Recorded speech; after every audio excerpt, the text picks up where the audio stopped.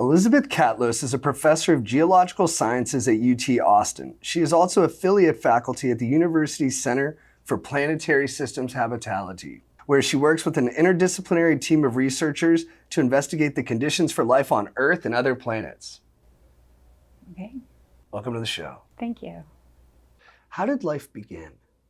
Okay, so there's a bunch of different options for you. Was it one particular location that did it, or were there many different locations that could have gotten the process started? And maybe it started on another planet, was delivered here, or maybe it started during plate tectonics, where you had hot rock coming up from the Earth that contributed to the chemical environment. Maybe it did it at the same time. Is there like a particular spot where we could put our fingers that started here and this is how it went? Well, we can't do that, but we can at least say what the conditions were. Yeah, so to that, what are the most important elements of habitability? So the most important thing is probably going to be, the first one is going to be water. Did I say that wrong? It's habitability. What are the most important elements of habitability? You need water, right? And then we're all carbon-based, so you need carbon. And then we need to be able to be protected from the sun's radiation. And so you have to think of, if you're going to try to think of a place where life could have begun, you need protection from the sun, protection from radiation, protection from space. You need water, and you need a lot of organic material. And then you need to have some driver. What was the driver? Could it be lightning, for example, is a good driver. Heat from the Earth is a good driver. Something to kind of push these chemical reactions along. You need a spark. You need a spark. What could that be? Initial experiments, I think they used lightning as a spark, which is pretty cool. It's nice. It's kind of like how you need like a loud, annoying friend to kind of bust you out of your complacency at times. Yeah. The astronomers have been looking for exoplanets, and I think they have been finding planets that are very, very far away, but are within what they call the habitability zone. And so that, I think, has been pretty exciting. What are the name of some of those planets? Oh, I think they give them numbers and letters or something like that. I don't really remember. It's not as appealing. Yeah. But we'll be able to live there? We, us, me and you, no. Maybe someone in the future. Oh, Maybe wow. someone in the future. So this is the whole push, right? Is that we need to make baby steps. Let's get to the moon, let's get to Mars, and then eventually us as a species, if we're going to survive, we have to leave this planet. And that's because eventually the sun will get big enough and consume it, and eventually this place will not be habitable. But it's not our problem. It's the problem for whoever comes after us. So we'll make it. We'll make it. We'll make it until it's our time. When our time is up, it's going to be up, but we will not die, because something terrible happens to the Earth. I think it's going to be the problem for future generations. That's nice. Yeah. Well, we got to look out for them too. Yeah. So this is the big push, why we should go to Mars and why we should go to the moon, things like this, is to figure out a way to live elsewhere. What is geothermal energy? Okay, so this is getting energy from heat in the Earth. And so it is one of our options for generating electricity. How would we do that? Okay, so there's a few different ways. And we can think of Hawaii, for example, right? Hawaii's got geothermal energy is natural for there because you have a volcano, an active volcano. And so what they do is they drill like a giant pipes down as close as they can to the magma, and they pump fluids into that pipe, not water, but any fluid, it's chemical fluid that can basically flash to steam at a certain temperature. And there's different chemicals that we can generate to do that. Turns into steam, and that steam has energy that can spin a turbine, and then that kinetic energy turns into electric energy, and they use it that way. And there's different processes that they can get to get that. But is it location? Yes, very much. So it's got to be in the right place. Got to be in the right place. And Hawaii has issues with it too, as well, because you get too close to that volcano and that volcano starts to erupt. And it has happened in the past in Hawaii. They had to shut down their geothermal energy plants, and people were real concerned about what if the magma flows over some of this chemicals that they use and their infrastructure. They don't have any oil and gas to speak of because everything's been burned up by the lava. And their options are geothermal, solar, whatever else is out there. But that's a big option for them.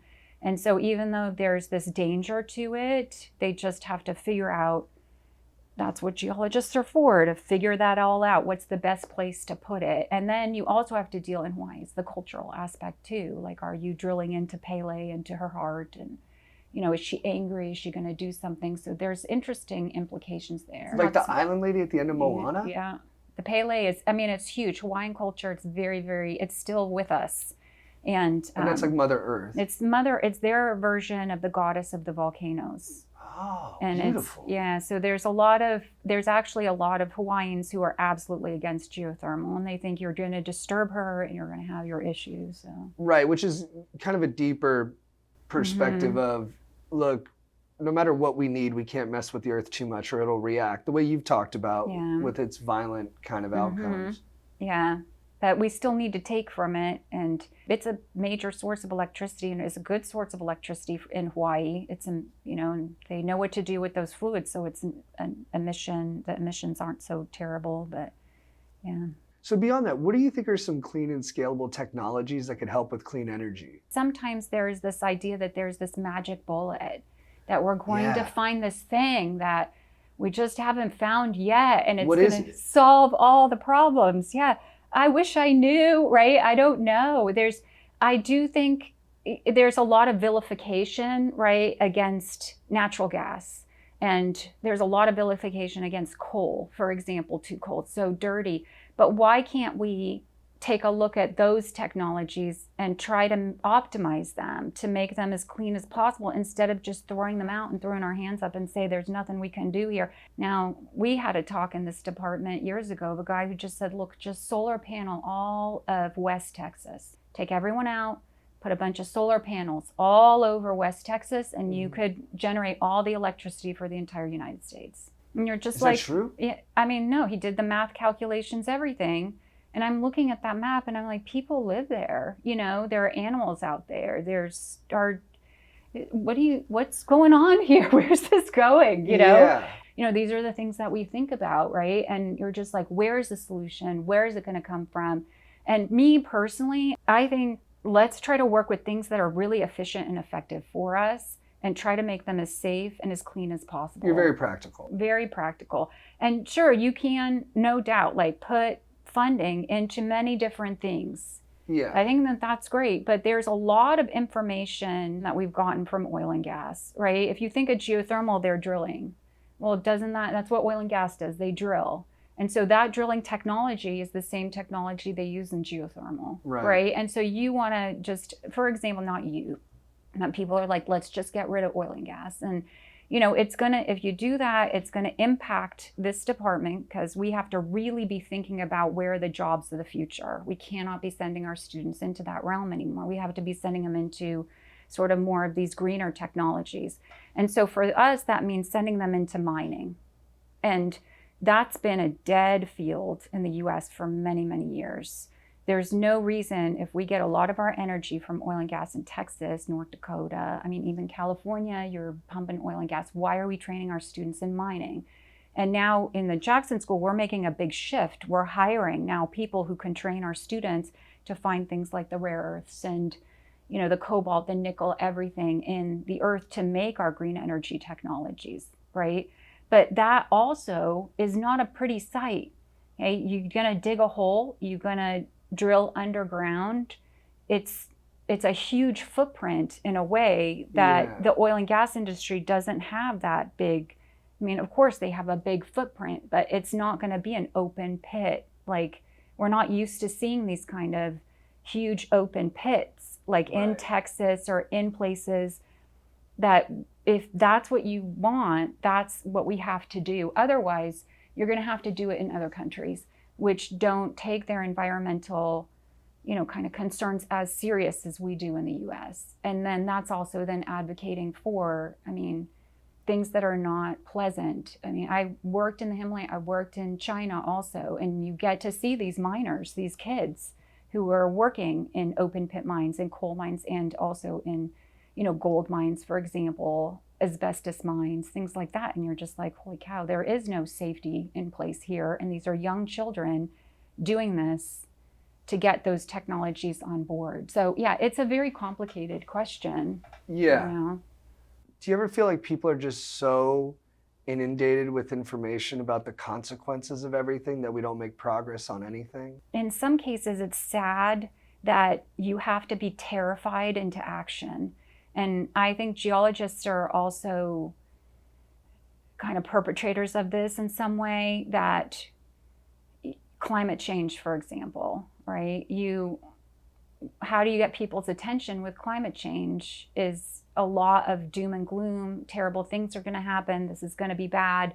We have to take action in order to do this, right? And we raise the anxiety level of our students and our children and of people in general to, when you are at a heightened level of anxiety, you cannot think straight. I think that you are just like, okay, whatever works, because it's going to, our future is at stake here, right? And I think that it's best to just sometimes rethink that approach. And I think even now, the climate scientists are, I mean, I've been hearing it more in this department. Let's tone down the rhetoric a little bit and, you know, really start to think about these solutions, which in some cases, it's really challenging to try to figure out that answer.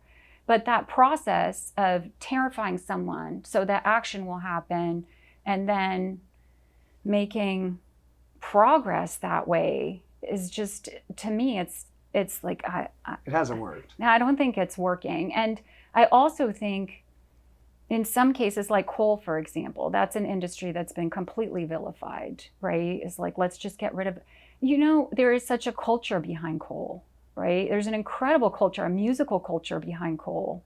There's a whole history behind coal. Appalachians, for example, that's an Americana culture that is going to be experiencing and is experiencing an incredible transition from this history is now, it's going to end because of that process. And okay, that may be fine for some people, but when you get rid of these industries, right? And it's like such a simple thing to say, let's get rid of oil and gas, let's get rid of coal. What are the implications from that beyond just, okay, the temperature, we're going to save the earth here, right? These things are so integral that the kind of pathways I think are sometimes not thought of. Yeah. It's more to think about. Mm-hmm. That's almost the issue, is that there's too much to think about. It's a lot, yeah. Like everything has an externality to it, Mm-hmm. and nothing is going to be perfect. Mm-hmm. And so it's probably going to be a mixed match of a bunch of different things that will, take care of communities before we displace them because we've moved into some other kind of technology. Yeah. But then also making sure that the technology is not making the problem of the earth worse. I think sometimes our smartphones are such simple devices to us, right? That you don't think about what's behind it. And when I was taking intro to geology, the professor's like, look around the room, everything came from the earth. And you're just like, I can't imagine that. Like, I can't think of how that all kind of came to be, but it's true, So geology is kind of responsible for the iPhone. Yeah, absolutely. Without geology, you wouldn't have the materials for your iPhone. And some of those materials are very, very rare. And to get some of those materials for the iPhone, these are coming out of huge open pits, underground mines, and people actually going into the rocks, extracting the rocks from the earth, and then doing chemical processes to get that element out of its like mineral host, and then purifying it, and then putting it eventually into your device. There's like a whole chain to it. And geologists are kind of like the first person to say, yeah, that's a good rock and that's a bad rock. That rock has what you want, that one doesn't. And that's what we train our students to do, really, is to do that in some ways. And some of the rocks that get broken down and go into the iPhone, Mm-hmm. they're finite. What are we going to do when we run out? Okay, so is that the case? The earth is a big place. Okay, so I talk about this as well with my colleagues, and have we as humans actually searched everywhere on Earth? Okay, I mean, you can think about that Malaysian airplane, right? When it went down in the ocean and we searched and searched and searched and couldn't find that airplane because the ocean is such a big place. And they kept looking, and they probably made like a teeny postage stamp in the entire Earth and eventually found pieces and parts of it. And so have we as humans explored every inch of this place? Probably not. And that's just the surface. And then you can start going into the Earth and think about, okay, where's this going to be? So there are like it's true, it's very unusual locations where we find these things, but who finds them?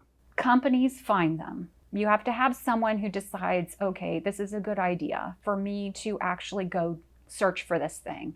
And who that is usually like an entrepreneur who started a mining company, for example, if we're talking about these metals or whatever, these elements that go into your phone. Someone's got to say, like, here we go, okay? It's interesting because there's a whole like kind of contingent of geologists, kind of background guys, probably some women who hang their shingle and say, I'm going to travel Australia, Eastern Europe, different places, and I'm going to find places that I can pitch, for example, to a big company. We can actually look at historical maps. In Eastern Europe, for example, they look at where were the miners working in the past, like the medieval miners. What were they hitting? Because for some reason they found it. And these guys will travel, they'll collect the rocks and they'll chemically analyze them. There's certain companies that you send the rocks to and they tell you what's in it to a very high degree. And they sometimes will send those companies rocks with nothing in it to just make sure that they're giving them the right reports, because they don't trust them, because it's all money, right? And you tell someone something's there and that company is just like, yeah, it's there. Yeah. And you're just like, I don't know if I believe this, Yeah, it's like kind of like when you call your friend, you're like, oh, dude, there's crazy beer die games going on at this party. But then he shows up and it's just you watching Dune 2. Yeah, so it's a different thing. There's money in it, okay? That's the first thing. So there's incentive to go look. And we do have, there are companies, there are mining companies that are just like, okay, this is in the rock at a level that I can make money from. And it's all market driven. So if the price of gold, for example, goes down, a lot of gold mines go out of business because they're just like, it's not profitable for me to be doing the margins this. Are gone. Yeah. So it's an entire sort of community that's doing that. And it's fun. I mean, I think, to me, that I find these guys very interesting. They're real cowboys. Totally cowboys. They're real interesting. Yeah. And I usually work on the surface of the Earth. And I met a few of these guys and they're like, oh, you're working on rotten rocks. Your rocks are rotten. The real rocks, the great rocks are actually underground. The fresh ones, the ones that look the most beautiful, the ones that are containing the things that we want. The ones that aren't affected by, wind and rain and making everything break down, like that's where you gotta go, is in the Earth. And so it was wonderful to interact with those because it gives you a different perspective about what you're doing. Where'd you hang out with them at? In Slovakia. So I do some research in the Carpathian Mountains in Slovakia. So I had a grant funded to take UT students to Slovakia to teach them about mines and to teach them about, there's a beautiful mountain range there called the High Tatras. It's a wonderful place to ski and to hike. And my family's from there. And so I've always wanted to go back. And so I took students, and the Slovak Academy of Sciences was wonderful to us and arranged a bunch of tours and some of their former students.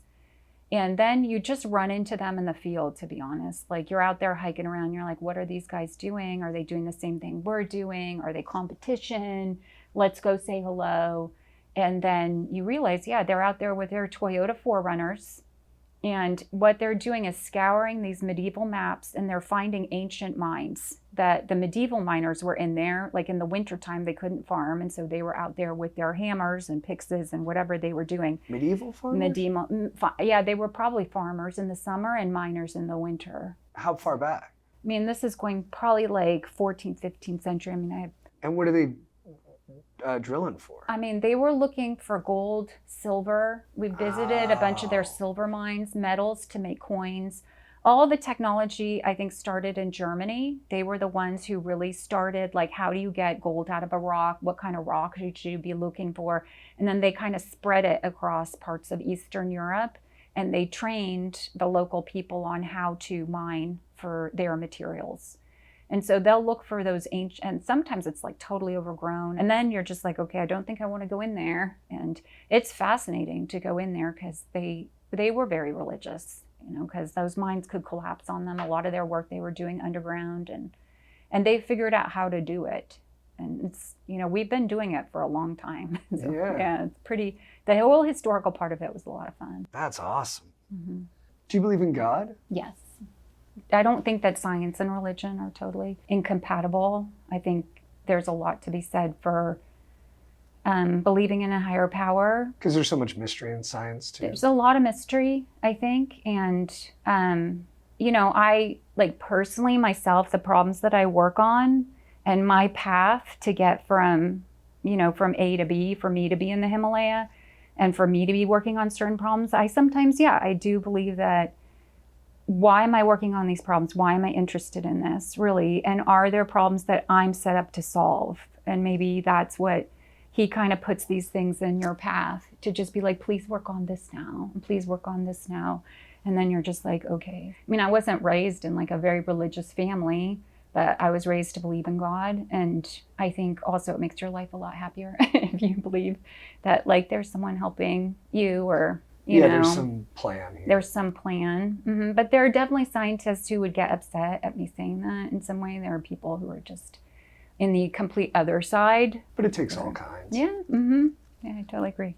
Have you ever had a mystical experience?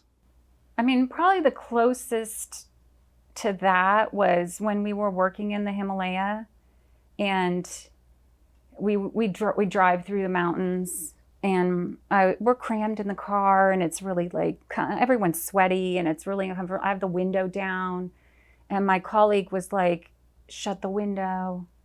And I said, I'm not going to shut the window. You know, it's smelly in here. You guys all smell. And it's like, we just need to get from A to B. He's like, a leopard's going to jump in and get you. And I said, no, it's not. And then suddenly the car stopped, and we like kind of look. And I swear it's Yeti was sitting there in the middle of the road, just like a giant gorilla man looking thing. And I was like, okay, I'm rolling up the window. Now I'll roll up the window.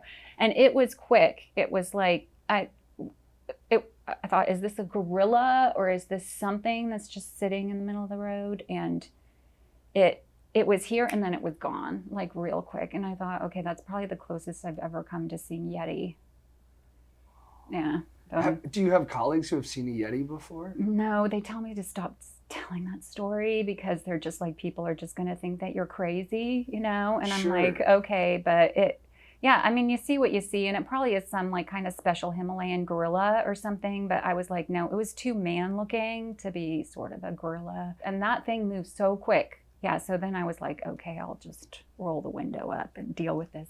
And then we went on our way and didn't see anything. Interesting. Closest I got to, I guess, mystical. I was not expecting that. I don't know. What's the most stunning natural landscape you've ever seen? It's the Himalayas. There's nothing that beats it, really.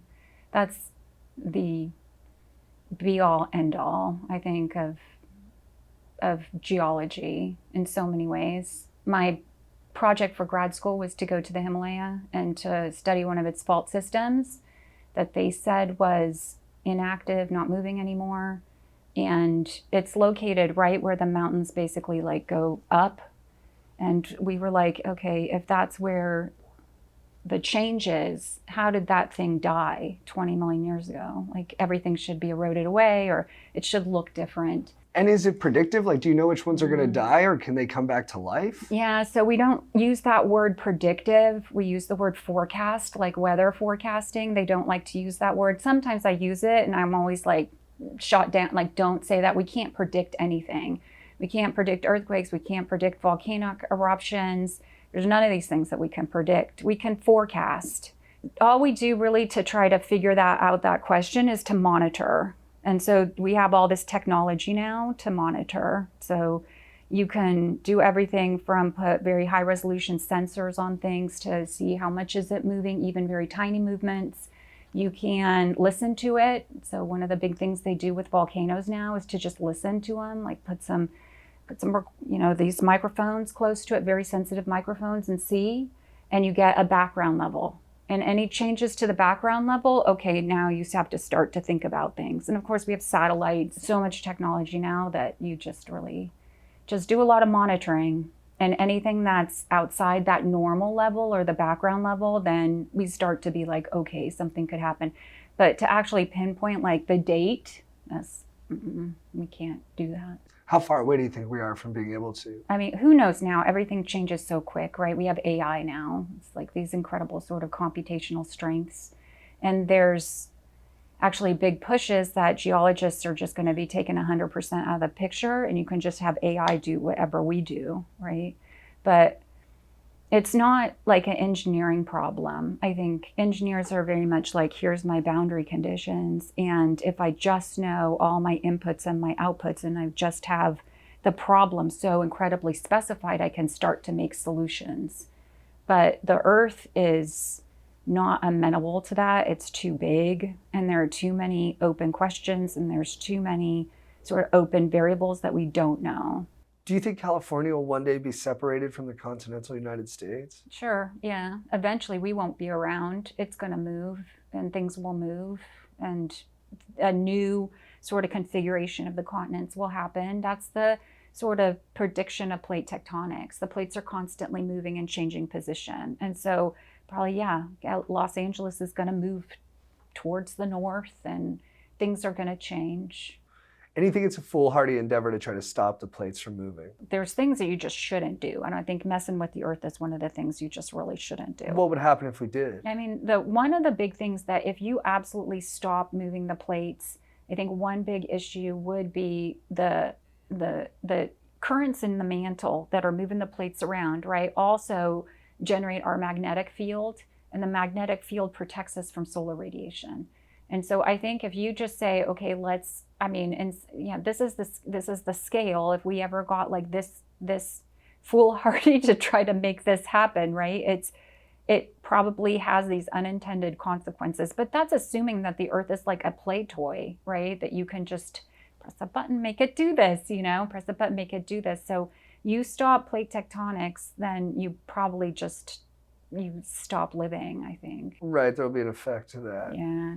Wait, so the magnetic fields inside the Earth are what protect us from the sun? Yeah, all of these, interior of the Earth is quite a bit of iron. And, the convection currents are happening. It's in fact, the outer core is the most iron-rich portion that has convective currents.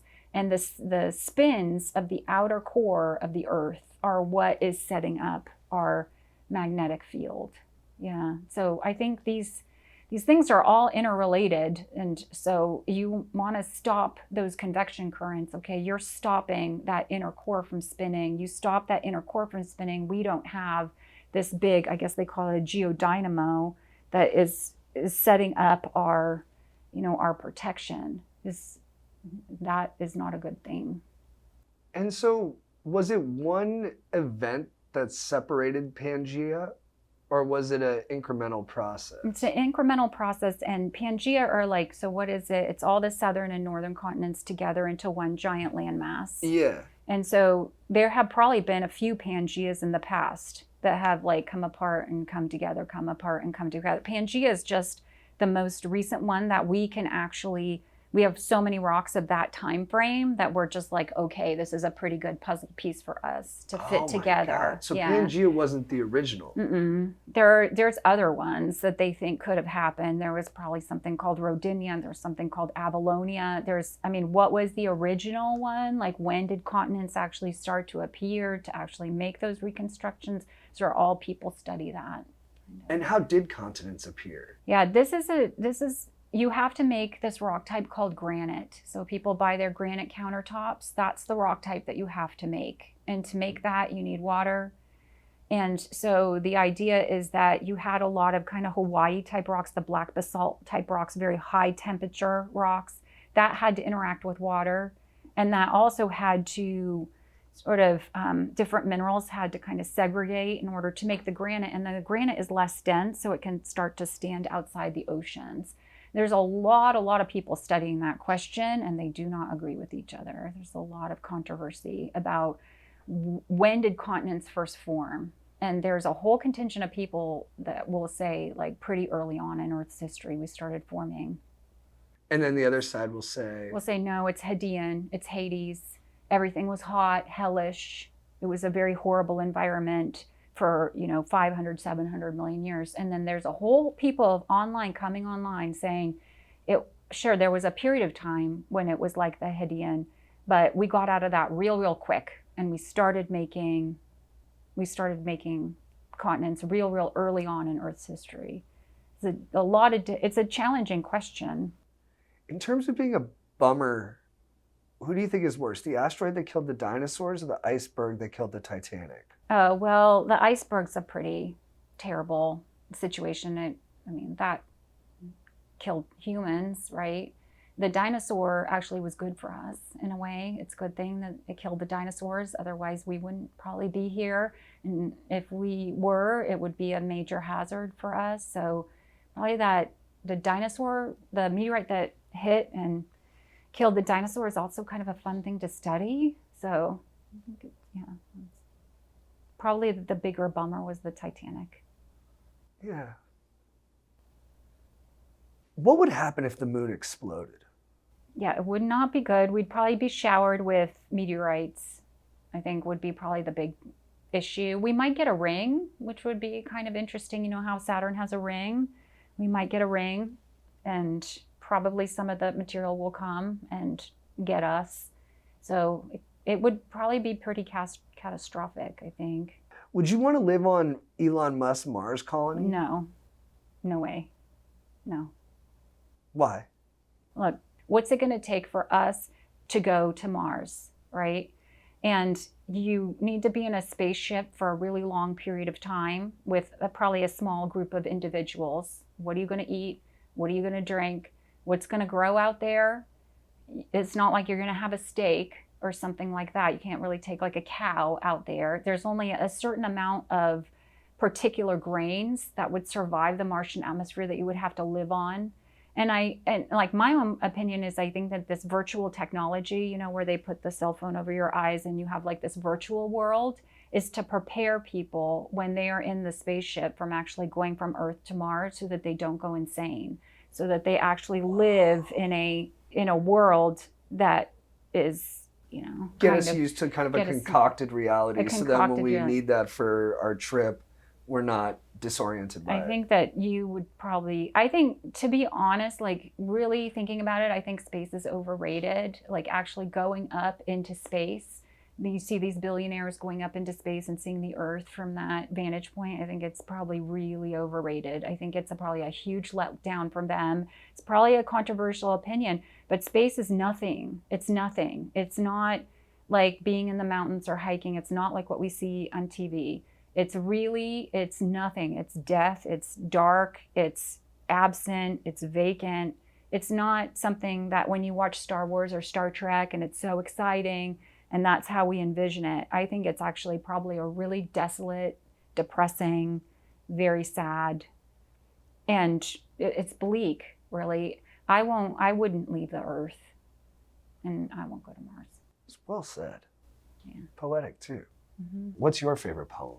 So there is a Polish poet, I would probably butcher her name, and she won, I think, a Nobel Prize or the Pulitzer Prize or whatever they give the poets. Sure. And she has a poem that talks about, I knock at the stone's front door and let me in, let me explore your mysteries. Yeah. And the rock's just like, no, just go away. And she's like, I knock at those stones front. And the very last line is like, I don't have a door, and I feel like it's very much kind of what we do as geologists, is that we're like, tell us what you know. And the rock it can't really speak back. And It's just like, I don't know where you're going with this. And I have no idea what she means by that. I don't think she was speaking to geologists. I have no idea like what her mindset was about that. But yeah, that was one of my... Yeah, but kind of the impenetrable nature of wisdom. Mm-hmm. Yeah, maybe that's what she was going for, but she used a stone. And so when I read that, I was like, oh, okay, that's kind of like how we work as geologists, really. Yeah.